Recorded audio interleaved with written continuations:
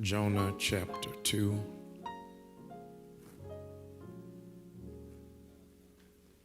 And I want to look at just verse 1. Jonah 2, just verse 1.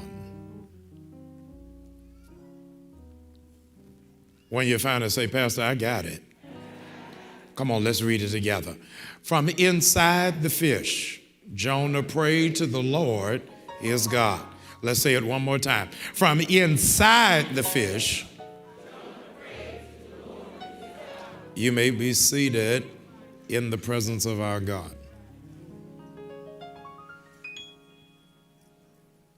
I want to preach for a little while today using as a subject, I'm praying for an opening. I'm praying for an opening. Would you look at whoever's sitting beside you today and tell them, I'm praying for you that this week something amazing opens up for you. If you need an incredible opening, y'all ain't talking back to me. I'm talking about job opportunities, economic opportunities, housing opportunities, educational opportunities. Look down your row and tell them this week, something incredible is going to open up for you. If you need God to do it, shout out loud like this is going to be a week of an amazing openings. Praying for an opening.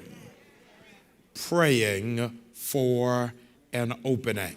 It's our subject for today. Everybody declare out loud, I'm praying for an opening. After President Obama, the only prospect position of anybody with melanin going to the White House a year ago was 64-year-old retired neurosurgeon Ben Carson. He first pivoted from the operating room in hopes of getting to the Oval Office when in 2013 he was the guest speaker for the National Prayer Breakfast, when he pontificated on the dangers of political correctness and pushed forward the idea of a flat tax. He criticized, as a doctor, universal health care, all while in the presence of the commander-in-chief. In under 5 months, back in 2013, in under 5 months, Ben Carson amassed 30,000 active volunteers. In 5 months, 30,000 active volunteers, and raised, as a neophyte politician, $16 million in 5 months. I want to say to somebody who is sitting around you that when you take a stand, you will be amazed at who comes forward to support you. When you find yourself courageous, your circle is going to shift. It didn't take long before the tide began to turn. He was caught, Ben Carson was, in the crosshairs of controversy when he exclaimed that affordable health care was the worst thing to happen to this nation since slavery, suggesting that the nation was a lot like Germany. His political team started scrambling to improve his messaging. After Trump jumped in the race, his aides were attempting to have him turn it up a notch in terms of his rhetoric. Sometimes, I don't know how you feel about it, but sometimes I don't say what I should. And other times I regret that I didn't say it. His supports precipitously dropped in the ensuing weeks after 2 terrorist attacks late last year, bringing him from second place down to 4th or 5th in most states. The Washington Post reported after Paris and San Bernardino, the impression was that if you are soft-spoken and mild-mannered, there is no way you can deal with terrorism or national security. And because you are soft-spoken, you are not a strong person. James Baldwin said, to be black and conscious in America is to be in a constant state of rage. Did you hear what I just said? It's not my quote, James Baldwin. To be black and conscious in America is to be in a constant state of rage. Just because I haven't talked about it doesn't mean I'm not mad about it. There are a whole lot of people who are brimming with undocumented emotions. And people really think they're off the hook because you haven't pulled them up. A lot of people, in fact, have underestimated you because you have managed to temper your emotions and be polite. They really think you think y'all are still friends because you speak.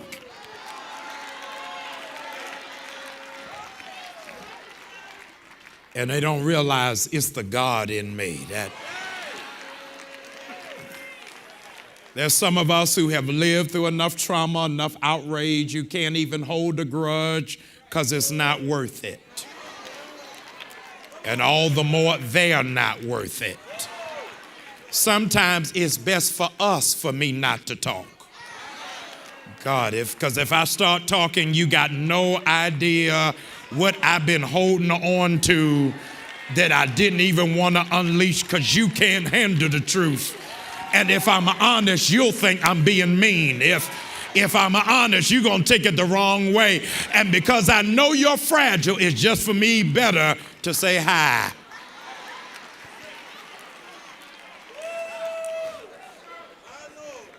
It wasn't just Ben Carson's audible faux pas that attributed to his demise, but was also his advisors. Internal feuds became external news. Disagreements over decisions led to dissension. The candidate tried to back down on calling his staff overpaid and overworked. But within days, most of them jumped camp. Much akin to the prodigal son, when the funds began to shrink, so did his friends. What do you say when you run out of funds and run out of friends? Especially when you didn't know they were connected. It's one thing when you are attacked from within, but now the arrows are coming from all around. Ted Cruz sabotaged Ben Carson's momentum in Iowa by circulating that he was going to quit after the caucus. To add insult to injury, on Super Tuesday, he polled poorly in 11 states. So on just this past Wednesday, he articulated his misery in a statement to his constituency. And what Ben Carson said in his press release was really the internal murmurs of so many in this room and so many black people who are around this yet-to-be United States of America. What Ben Carson said really was no reflection of him having a doctorate degree or him, in fact, being a senior surgeon at Johns Hopkins. Not even him being the go-to black person for the Republican Party. But what he said Wednesday was for many people a reflection of the authenticity of his undiscovered, undocumented blackness.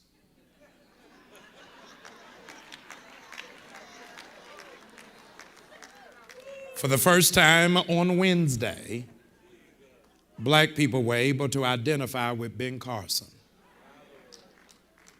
When Ben Carson said these words out loud that you felt all along inside. Here's what Ben Carson said, not as a neurosurgeon, not as a millionaire, not as an accomplished neophyte political, He said, sounding like any black man you have met, birthed, married, or lived with. Here's what Ben said. I don't see any way forward.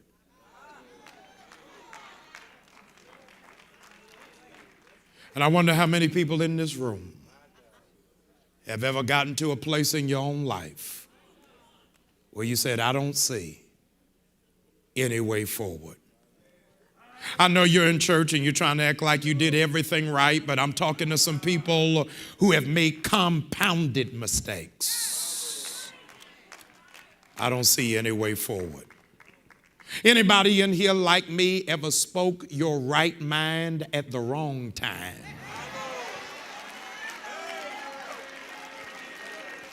Said, I don't see any way forward. And anybody ever saw and bore witness as a first-person testimony where your finances and friends begin to run for cover? And all you can do is pray that God gives you an opening. Whether that's about your finances, whether it's about your relationships, whether it's about your emotional, holistic purity, but you feel like you're trapped. Like this must be it. The ship is going down. I'm stuck in solitary confinement. I'm in the lost episode of The People versus OJ. And there's no way forward. I want you right where you are. If you are of sound mind and of reasonable strength, if you'll lift up that hand. In this, our month of prayer, I want us to pray collectively, out loud, what it is that Ben could not pray before the press. Lord, I need an opening. Would you say that out loud again? Lord, I need an opening. That prayer is only for people who have come to a place where you feel like there's no way forward, there's no way out, and there's no way for you to progress. I don't know how you feel about it, but there are about 5, 9, 50, 70, maybe 200 in this room who desperately are exclaiming silently, I need something to open up for me. Doesn't have to be a whole lot, but something has got to open up for me. I cannot live in this hole. I cannot stay in this dark place. I can't handle going from paycheck to paycheck. God, you can give money to everybody else. Just give me an opening. If you open it up, I got enough of a skill set. I got enough intellect. I got enough discipline. All I need is an opening. And I'm praying for somebody in this room, somebody watching on television, somebody streaming online, that something is getting ready to open up for you. Bigger than what you imagine. Something is getting ready to open up for you. Something other folk didn't want you to have. Something is getting ready to open up for you. A job you didn't even apply for. Something is getting ready to open up for you. In the Bible, we encounter another black man. He's not running for president. He's running away from promise. The presidency isn't on the table. His placement is at risk. And I want to say to the person who's sitting behind you this morning, God has called you to an occupation and to an opportunity, watch this, you're not interested in. He's called you into something you ain't excited about. He's called you into something and you got to ask God, you sure you talking to me? And I wonder if there's anybody in here, God has called you to do something that doesn't sit right. Forgive somebody who ain't sorry. Love somebody who ain't lovable. Be nice to somebody who been mean to you. God, you sure you want me to do that? God is calling some people in this room to do something that's not going to get your name in the paper. God is calling you to do something that will not make you net an incredible wealth. He's calling you to do something for people who don't appreciate it. He's calling you to do something for people who don't understand your sacrifice. He's calling you to go somewhere where you, quite frankly, are not comfortable. And the problem is he keeps calling you. If he would have just called me once and shut up, I could have pretended like I didn't hear him. But when I go to sleep, I hear him. When I'm driving, I hear him. And Jonah, like many of us, he gets this call that he don't want, to fill the occupation he don't desire, to go with people who don't appreciate him. And what does he do? Jonah runs. He doesn't say, watch this, anything while he's running. He's running in silence. Don't confuse people who think that activity is achievement. A lot of you have a treadmill existence. You're running fast and you ain't going nowhere. He's running and doesn't say anything. Pays money to get on a ship and don't say nothing. God help me. Sometimes, ladies and gentlemen, you got to be quiet when you're wrong. Hallelujah. It's nothing worse. This ain't even in the Bible. This is a hood ghetto translation. It's nothing worse than being loud and wrong. Sometimes you just need to be quiet. How many of y'all know at least 3 people off the top of your head? I wish you would just shut up. You are loud and wrong.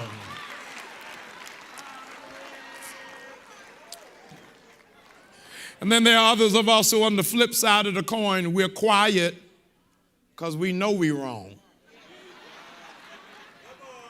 Just look straight ahead. He gets on the ship, pays his fare, and doesn't say anything. And while he's on the ship, a storm breaks out. And something amazing, mesmerizing takes place is that when the storm breaks out, everybody on the ship starts crying out to their God. Watch this. Except Jonah. I'm amazed at those of you who are quiet in a storm. Because if you're quiet in a storm, it makes God feel like you don't have one. Hallelujah. Those of you who ain't going through nothing, you ain't got to say nothing. But those of you who know in this season, this ain't the time for me to be shy. This ain't the time for me to be cute or to be coy. I'm in a storm and my life is on the line. And I cannot afford for the Coast Guard to be passing by and I say nothing while I'm in this storm. If you ain't going through nothing, don't say nothing. But if you in a storm and you need God to get you out of the storm, this is the season for you to open your mouth. How can you be silent in a time like this? Black people are not in a storm, we in a tsunami. And you being quiet. How are you quiet in a storm like this? When in California in the last 20 years, they have built 22 prisons and only 1 junior college. How are you quiet in a time like this? When America is showing you we are not in a post-racial society, when Donald Trump is leading in the polls, and in case you haven't calculated, he has already received 3 million votes. How are you quiet in a time like this when Governor Hogan wants to take away funding from Morgan and Coppin and build a multi-million-dollar prison? How How are you quiet at a time like this when your children can get their arms broken in 2 different places just by being down at the inner harbor? How are you quiet in a time like this when your blood pressure rises every time the police pull up behind you and you got to breathe out loud when they pass right by you? How are you quiet in a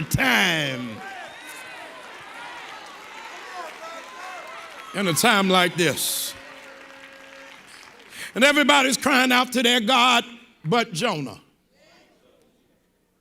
And it becomes obvious to the captain that there's somebody not in corporate worship.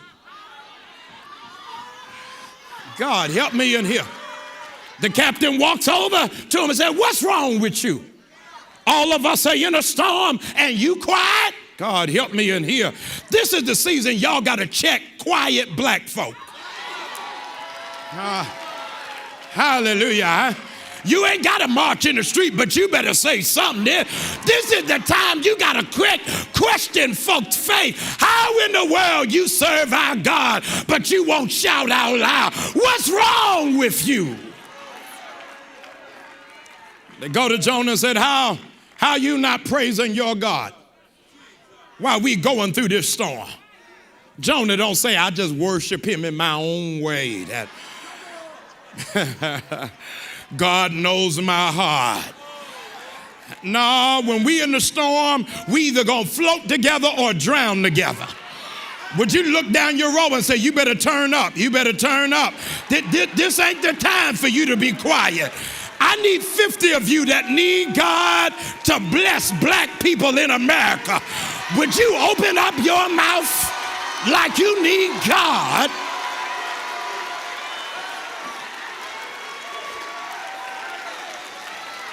The people on your row ain't shouting. Look at them and ask, what's wrong with you? You still got family in the project. What's wrong with you? Your son ain't in college yet.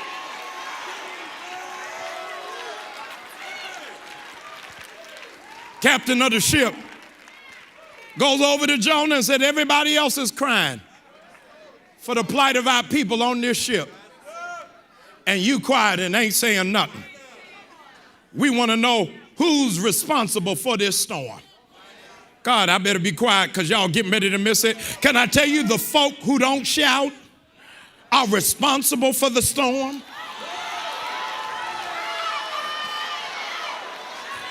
Y'all just missed that. Would you look down your row, tell them you ain't messing up my week.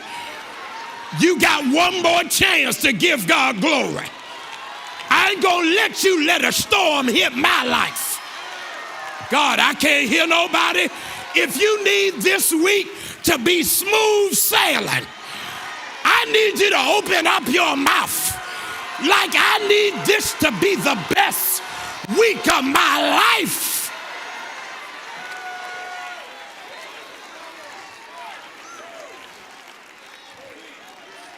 Be seated, please.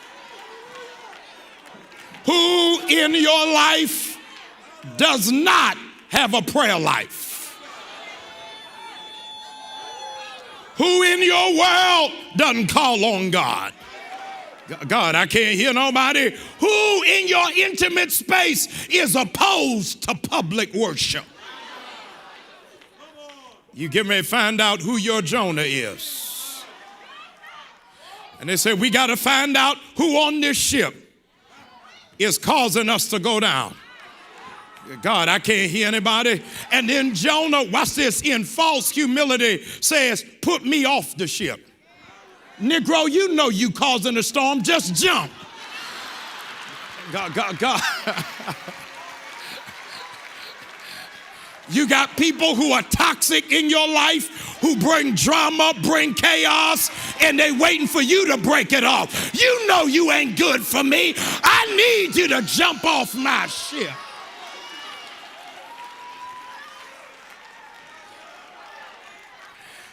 Watch this. Jonah on the ship. Everybody else is calling out to God, and Jonah doesn't say anything. And I'm amazed how many of you are quiet in places you know you don't want to be.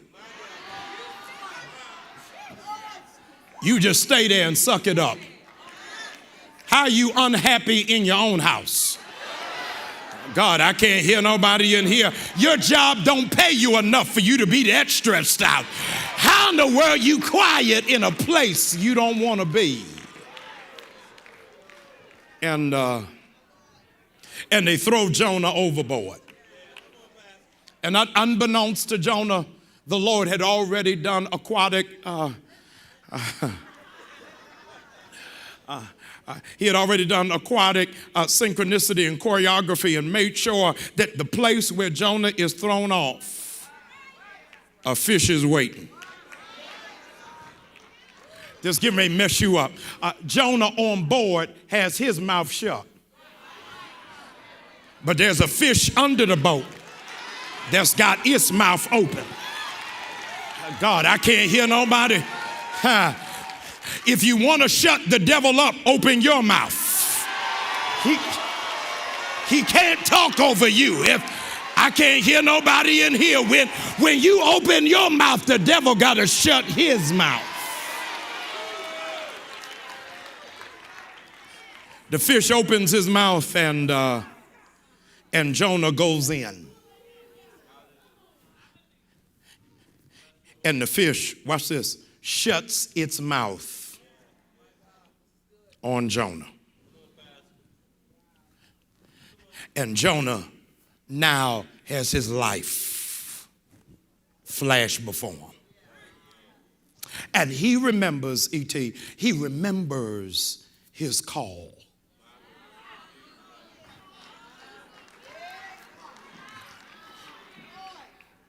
But he doesn't remember his call until he's trapped.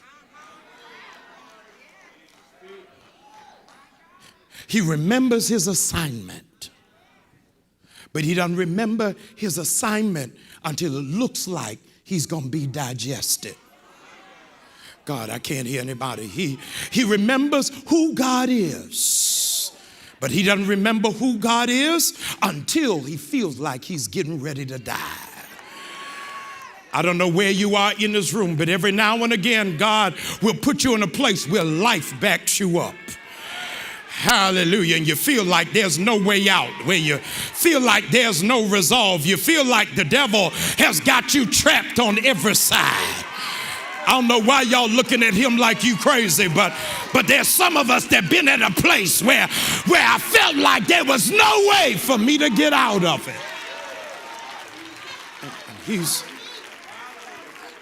And he's sitting there knowing if something don't break, I'm going to die. If God don't do something, I'm going to lose it. I can't hear nobody. If I don't get a fast miracle, I'm going to lose my mind. If I don't get a miracle, I'm going to commit suicide. I'm stuck in this ship.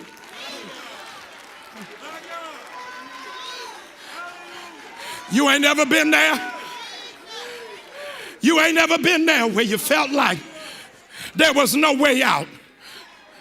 Turn the page. I'm now in Jonah chapter 2, verse number 1. And Jonah prayed.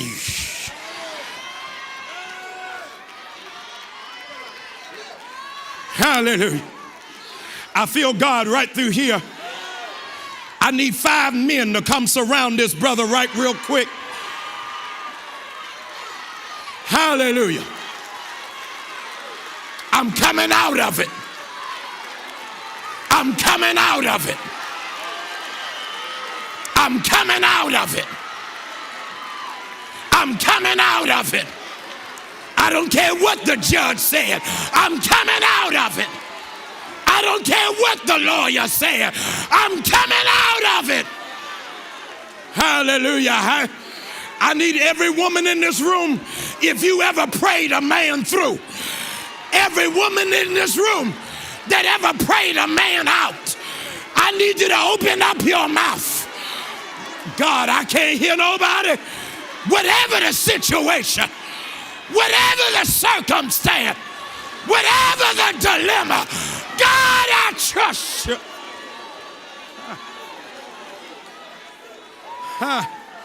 Hey.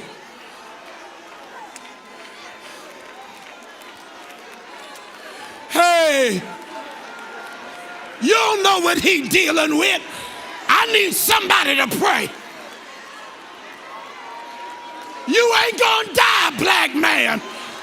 You ain't gonna lose it, black man. You ain't gonna lose your mind. Somebody prayed for me.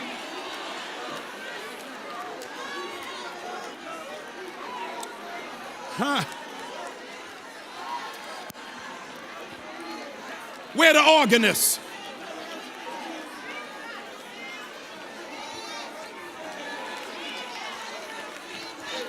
Where the organist?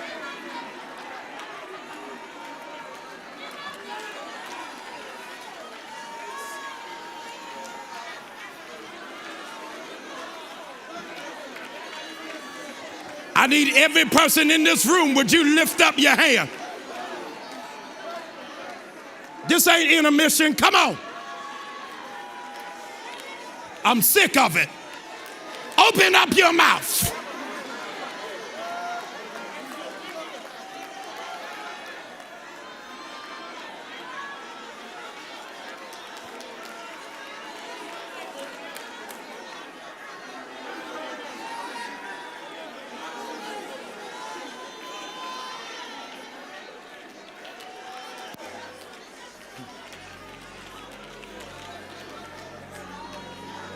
I need you to lift up that hand right where you are.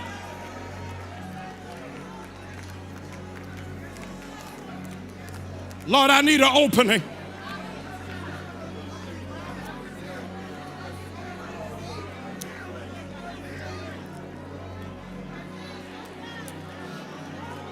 I need an opening.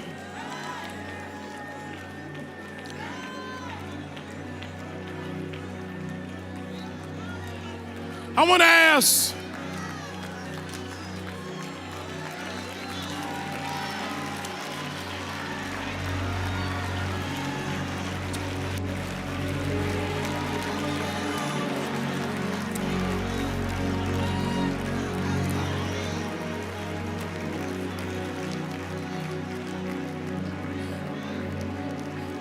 this isn't even where I was going today, but I want to ask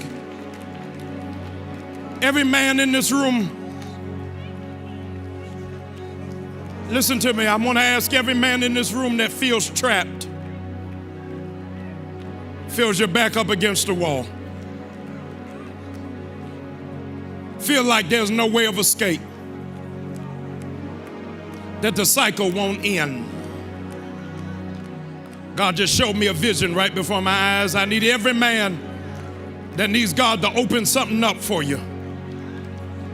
I need you to come to this altar, not to stand, but I need you on your knees at this altar. Every man that needs God to provide a miracle for your life.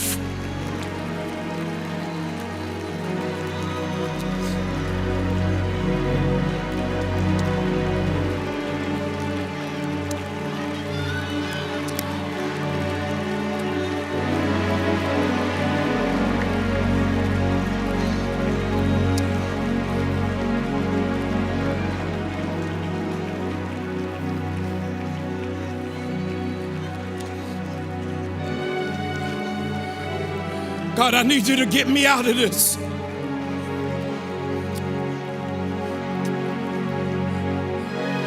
I need you to do something for me.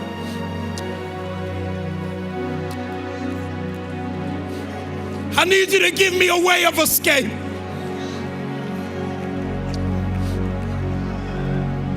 I need you to show me a way out. I need every person, would you stretch your hand towards these gentlemen? He said, if my people who are called by my name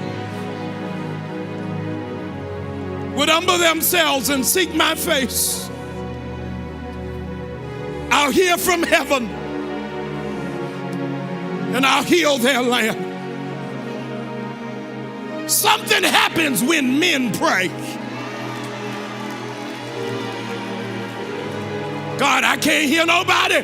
I said something happens when men pray. Sisters, while these men are praying, I need your hand stretched.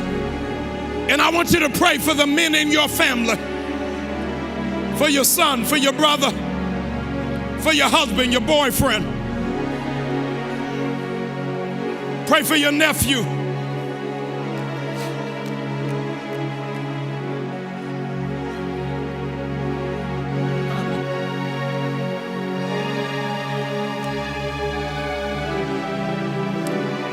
Hallelujah. I need something to open.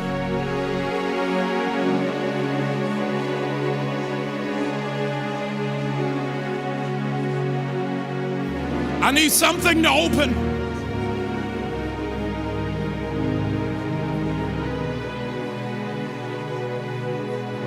I need something to open.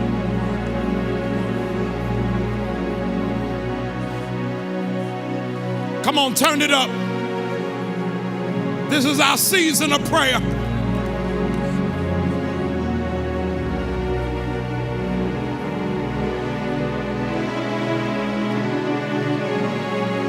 Something's gotta give. Some gotta change.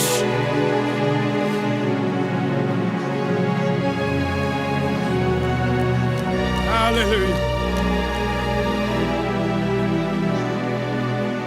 I don't hear the right sound of prayer. I need you to lift it up just a little bit louder than that.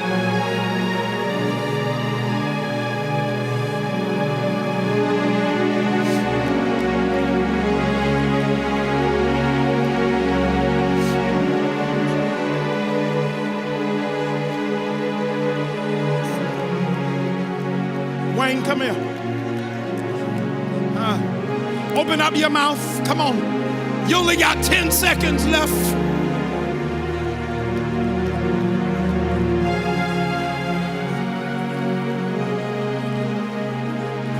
Come on, I can't hear you. Open up your mouth.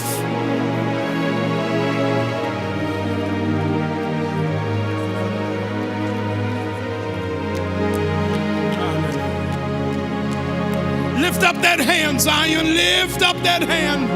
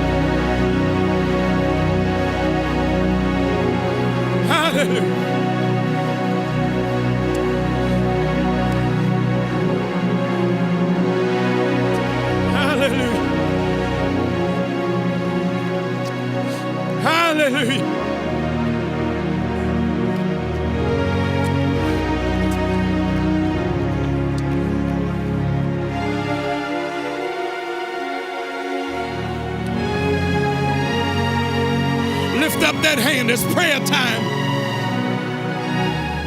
Hallelujah. Come on, son. Come on. Hallelujah. Lift up that hand. Hallelujah. Hallelujah.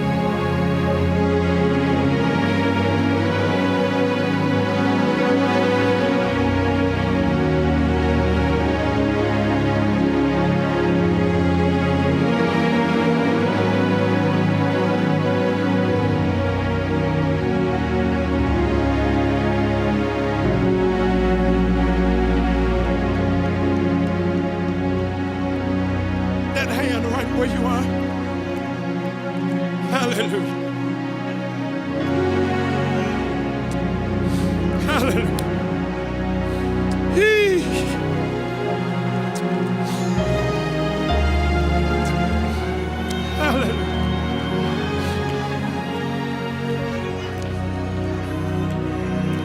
Hallelujah.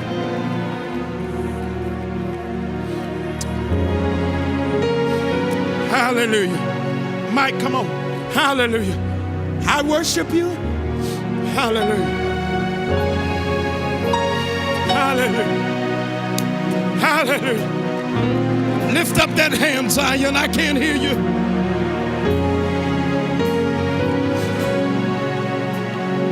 Hallelujah.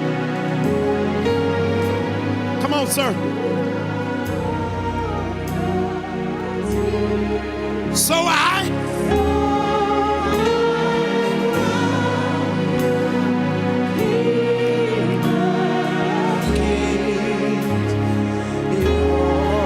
men, you can stand right where you are. You are royalty, so I crown you King of Kings. Your Majesty.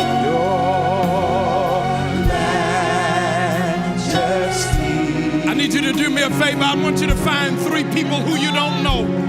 Find 3 people you never met before and tell them prayer is going to change your situation. Would you go do that for me real quick? Thank you.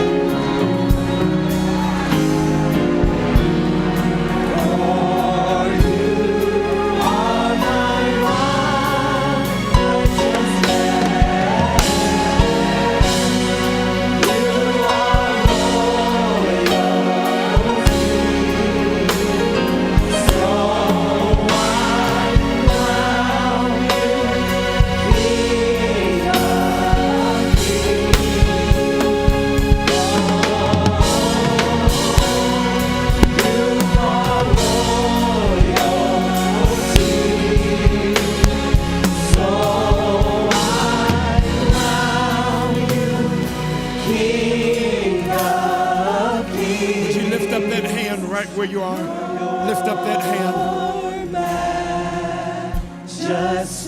Very softly, music ministry, very softly, very softly. Thank you.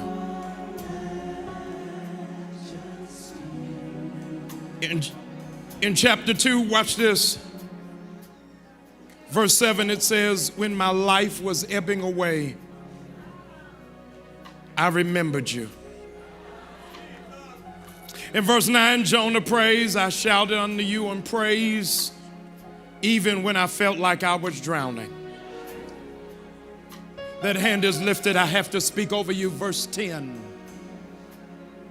And after Jonah finished praying, the Lord provided an opening.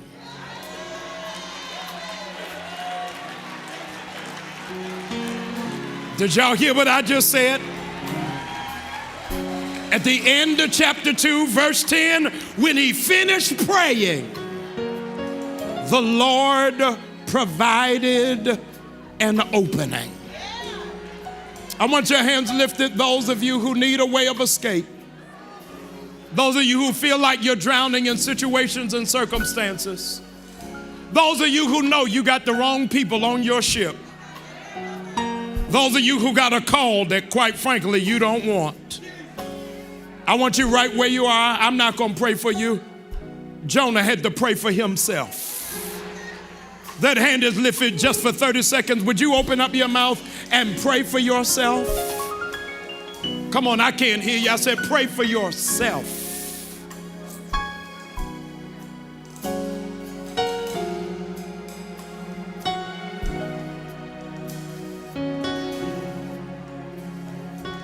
And the Lord, for every single one of you, the Lord is about to create an opening.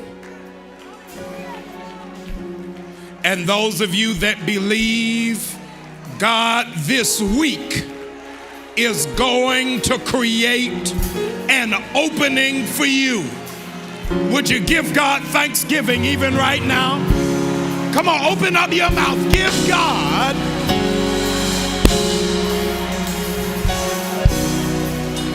Everybody is standing. Thank you, liturgical dancers. Everybody is standing. As your pastor, I pray in earnest that God will open something up for you this week. An indication of his grace and his consistency. He's opened up the church for you today. There's some people in this room that need to get saved. People in the room that got to join the church. Some people in this room that got to jump ship. I'm telling you, stay on the ship you in, you ain't going to make it. But I need you right where you are, right where you are. If you're in this room, you're saying, Pastor, I need a church home. I need one quick, fast, and in a hurry. Wherever you are in this room, that young man couldn't even wait for the altar call. He didn't know what to do. He just said, I got to get closer to God than where it is that I am. I don't know where you are in this place. You need to get saved. You got to get a relationship with God. You want to join this church because you feel like you're drowning. You feel like you're trapped. You feel like there's no way out. Would you please come quickly forward? I need you to meet me at this altar, no matter where it is that you are. Excuse yourself. Come on, come on, come on.